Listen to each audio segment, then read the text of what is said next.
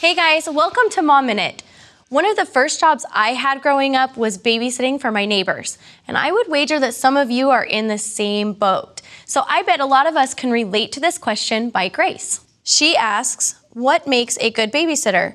Where do you find a babysitter, and how old must you be to start babysitting? I'm going to begin with the part about what age you should be when you start babysitting. My personal opinion is that the age that you start depends on your experience. So my girls grew up in a family of 6 kids. My twins are very acclimated to young children and knew from a very early age how to change diapers, how to put them to bed, how to make a bottle, that type of stuff. So them starting to babysit at 11 or 12 wasn't a big issue. And of course it was just for short periods of time and when we weren't going too far from home. But if you're maybe an only child, you may not get some of those experiences. So maybe you're not comfortable babysitting until you're 14 or 15.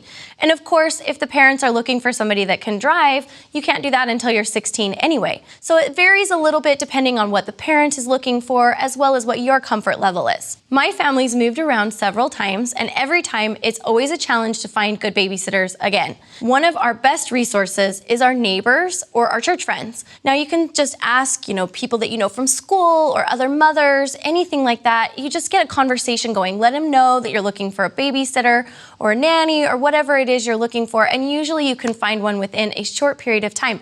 And then it becomes more about trial and error. You bring over a couple, you try them out. If you don't love them, you try somebody else, that kind of thing. And before you know it, you're gonna have this great little reference sheet of good babysitters. In my opinion, there are some cardinal rules that you must follow when you're babysitting. For example, no swearing, no inappropriate television, no phone, don't be texting the whole time you're supposed to be watching the kids, and no boys.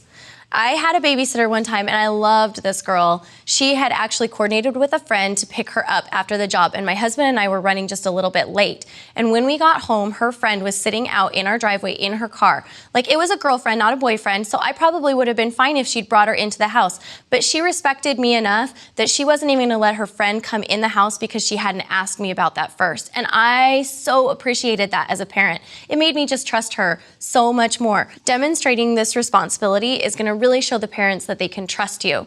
No parent wants to come home to their kids suddenly picking up a new swear word or talking about the latest MTV videos. Just trust me on that and stick to the cardinal rules. Now, not so much cardinal rules, but my suggested rules for my girls are that when you go to the house, first of all, ask the parents what their expectations are. Ask if the child has allergies, if they're allergic to anything, if they need medication while they're gone.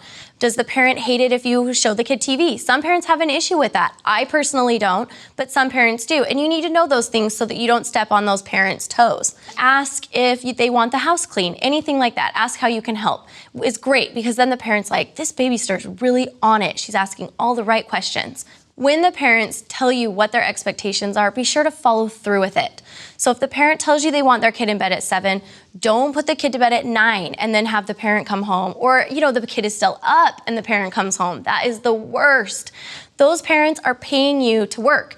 Now, when I leave, I want to know that basically there's a second me at home taking care of the kids while I'm enjoying my date night. If I have to come home to my kids still being up and do their bedtime routine and then pick up my house, it's way annoying to me. So make sure that you do what their expectations are and then go above and beyond it. I love it when my babysitters show some initiative and clean for me. They don't have to scrub the toilets. I'm just talking about like basic cleanliness. Like if they've made macaroni and cheese for dinner, everything's put into the dishwasher, my house is picked up, the toys aren't all over the floor, that kind of stuff. That is the babysitter I am gonna call every time because I love her so much. I hope that helps answer your question, Grace. Thanks for tweeting us and letting us know what it was. If you have other questions you'd like me to answer, be sure to tweet me at The Mom's View, and I hope you guys have a great weekend. Bye, guys.